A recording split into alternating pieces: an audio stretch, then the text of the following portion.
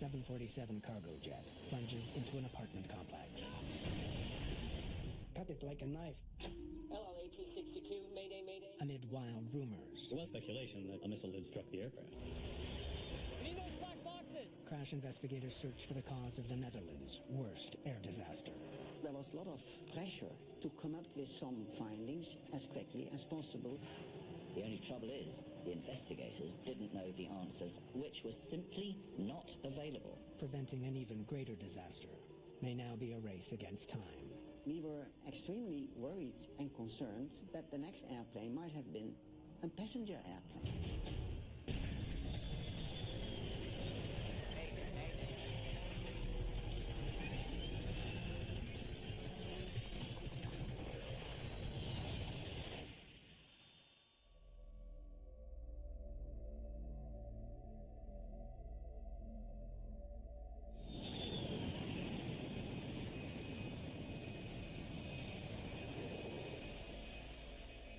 It's a quiet Sunday evening at Amsterdam's Schiphol Airport.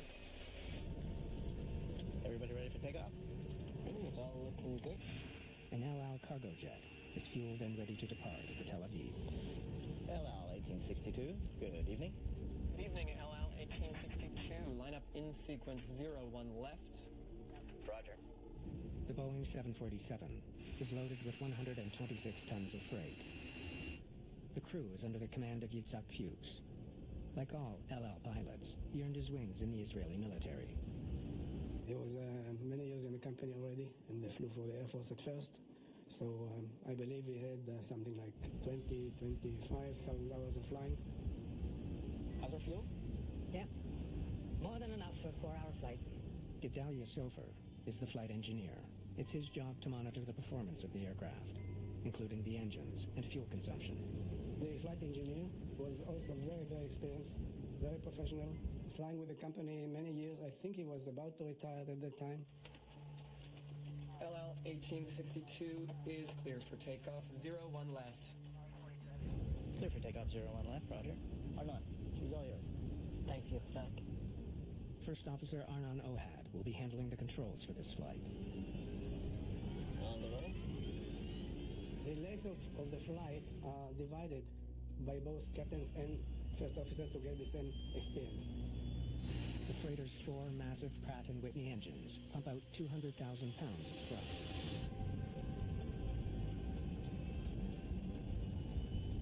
V1. Rotate.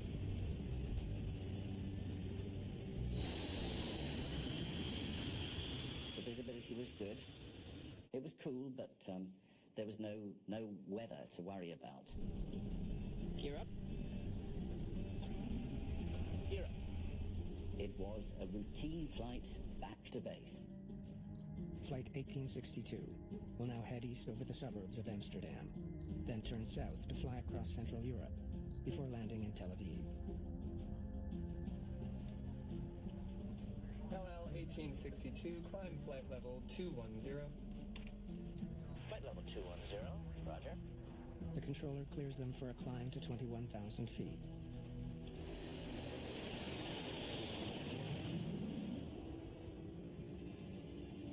Engines are looking good.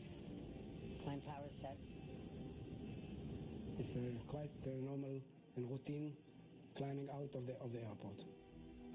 They were expecting to be home at about 4 hours. Everything seems normal for the first 7 minutes of flight.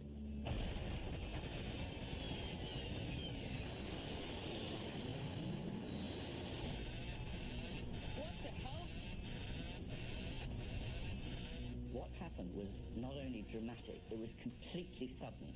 There was no warning whatsoever. The 747 is rolling violently to the right, and the crew has no idea why. I have control. You have control. The captain takes over flying the plane. The wings are banking to the right. Chauffeur, what can you tell me? Engines 3 and 4 are out. Both engines on the right wing have suddenly died. This is a very dramatic situation. The wing, where the engines have failed, drops. and the other wing rises. We need to level off.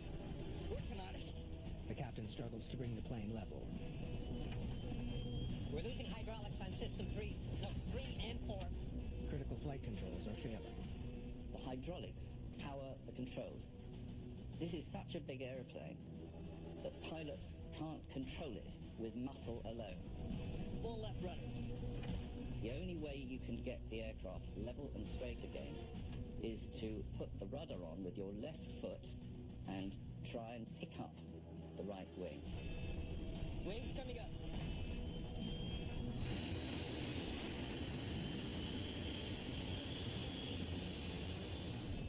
Captain Fuchs can barely control the plane. Speedbird 943, climb flight level 280. At Schiphol Air Traffic Control, the evening routine is about to be shattered. LL 1862. Mayday, Mayday, we have an emergency. They realize right away that they're in a real bad situation. LL 1862, do you wish to return to Schiphol? Affirmative. Mayday, Mayday, Mayday. Turn right, heading 260. The crew now has a heading back to the airport, but with hydraulics failing, the captain is having more and more difficulty controlling the plane.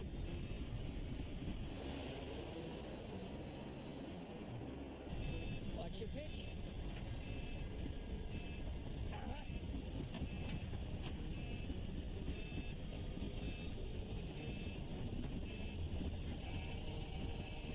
Then, the crisis gets much worse. We have a fire number 3. A new warning tells the crew one of the engines is on fire. Shutting down engine 3. We have a fire in engine 3. Roger. You've got to get the fire out quickly, because if fire starts, that's serious, because it will structurally damage the aeroplane very rapidly. Number 3 fire extinguisher. Oh, The crew triggers the fire extinguisher and waits for it to douse the flames.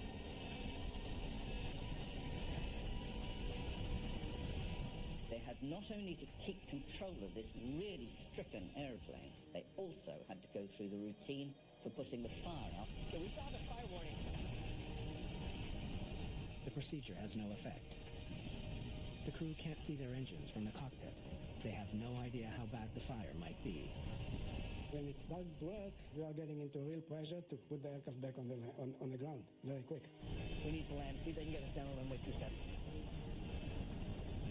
We have a fire in engine 3. Engine 3 and 4 inoperative. Request runway 27 for landing. The captain knows the airport. He wants to land on the longest runway at Schiphol.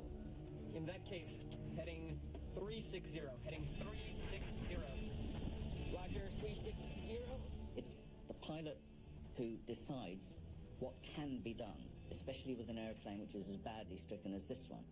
The air traffic controller's job is to facilitate that request from the air. That'll give you a right turn to cross the localizer. You only have 7 miles to go from current position. Damn it. The crew is now facing another huge challenge. There's no way we can slow down at this distance. We're gonna have to go around again. Agreed. They're too close to the airport to slow down in time to land. Captain Fuchs decides to make a descending turn over Amsterdam so he can lose speed and altitude before coming into land. They have no power on the right side, no hydraulics. These pilots had an aeroplane which was scarcely flyable, but they didn't know why. There's Skipper at 3 o'clock. Got it. The crew has to make one final turn to line up with the runway. 1862, your speed is. Speed is 260. Despite the unexplained damage to his plane, Fuchs manages to guide the 747 toward the runway. Very difficult controlling the aircraft in this situation, but they control the aircraft the full 360 degrees back. Speed's a little high. Are we stable enough to make the runway? We'll see. The crew has no doubt this will be the riskiest landing they've ever attempted. Here we go.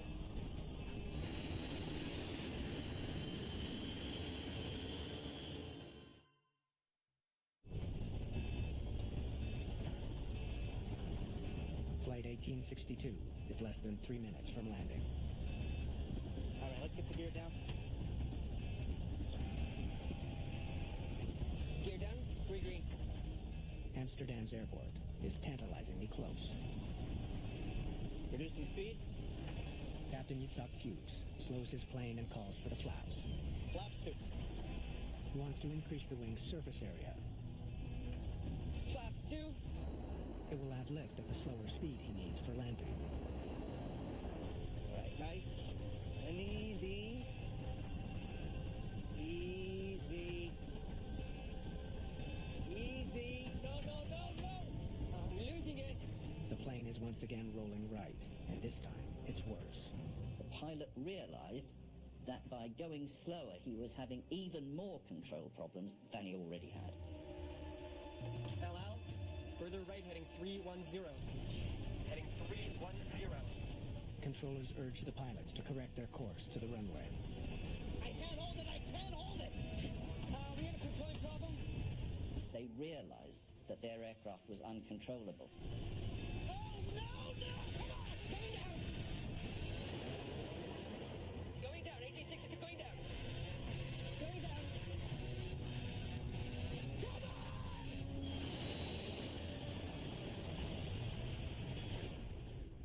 Hit the building and cut it like a knife. El Al 1862 has slammed into an 11-story apartment block. The Bijlmermeer complex, home to thousands of people, is engulfed in flames. You prepare yourself for a lot of things, but this was more than I ever expected. Henk van Rooij is one of hundreds of Amsterdam firefighters who rushed to the crash site. When I arrived there and I looked at the flat, and there was a big hole in it, and it was a massive fire. It's the biggest fire I've ever seen in my life. The intensity of the inferno is overwhelming. The cargo plane was filled up in Schiphol with 80 tons of kerosene. Rescuers race to pull the injured to safety. In the chaos, it's hard to know how many victims there actually are. I was expecting 200 people dead, dus killed, and 600 people injured.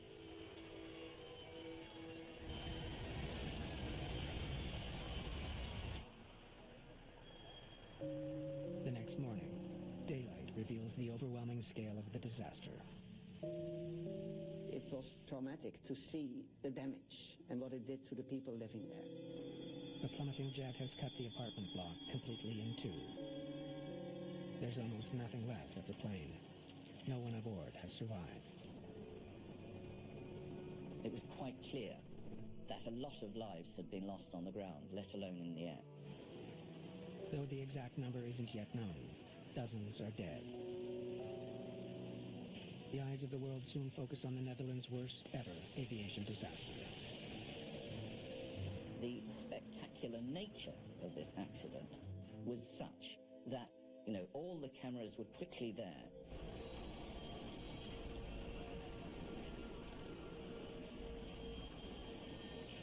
The Dutch government assigns Pim van Santen to the crash investigation.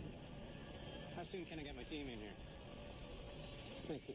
He's well aware that his entire nation will soon be demanding answers. There was a lot of pressure, both from the public, from the press, to come up with some findings as quickly as possible. Van Santen faces a frustrating delay. He's not allowed to examine the debris until rescuers complete their search for victims in the demolished building. We're just waiting. They're clearing out the bodies. We were basically walking around and getting as close as possible without disturbing the rescue people. For now, vital evidence remains out of reach.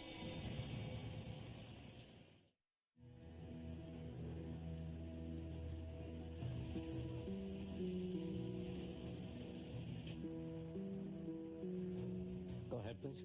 With the crash site off limits, Van Santen turns to recordings made by Schiphol Air Traffic Control on the night of the accident. LL 1862, Mayday, Mayday. We have an emergency. LL 1862, do you wish to return to Schiphol? It's not as detailed as the cockpit recording, but does capture the conversations between controllers and the El Al crew. You hear those people speaking, and that makes it very, for me at least, made it very emotional. You hear people speaking, but you also know that they are dead.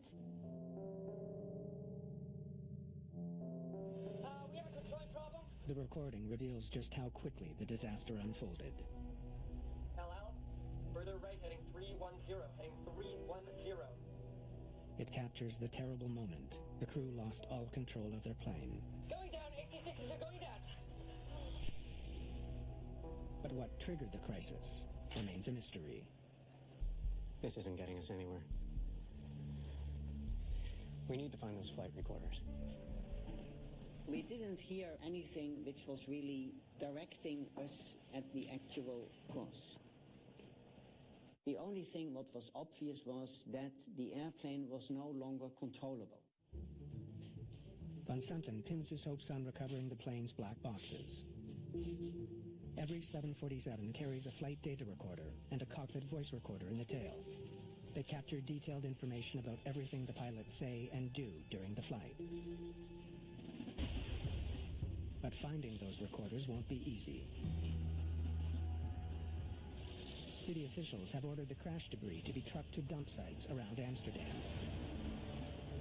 The city wanted to have the crash site cleaned as quickly as possible, because for the people living there who may have lost relatives, it was extremely traumatic to see these buildings and parts of the airplane.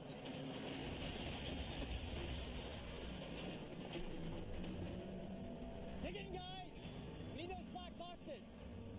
Robert Benson is a veteran investigator with the U.S. National Transportation Safety Board. He joins the team and knows just how crucial the voice and data recorders can be. We use those extensively, along with examination of wreckage, to nail down almost to an nth degree what happened sometimes. Investigators face a difficult search through a tangled mess of pulverized aircraft parts and building debris. Hang on! That's an engine part. Goes over there. You'd be surprised how much building debris, pipes and things can actually look like airplane parts. It gets confusing. While investigators sort through the mountains of debris, witness reports provide a stunning lead. The earliest information that I think the investigators had, which gave them clues that there was more to this crash than just the pilots losing power on two engines, was that witnesses saw things happening to the airplane and they reported this. Just minutes before the crash, they saw what looked like two jet engines falling into Lake Hoymeer, east of the airport. For an engine to fall off the wing of an airplane, it's not unheard of, but it's very, very unusual. So far, what can you tell me? Engines 3 and 4 are out. Losing two engines for us was... We've never heard of that before. 2 engines in this lake. Let's find them, please. 2 engines were missing, and that became the focus of the investigation. Divers immediately take to the water in search of the fallen debris. What they find could solve this mystery.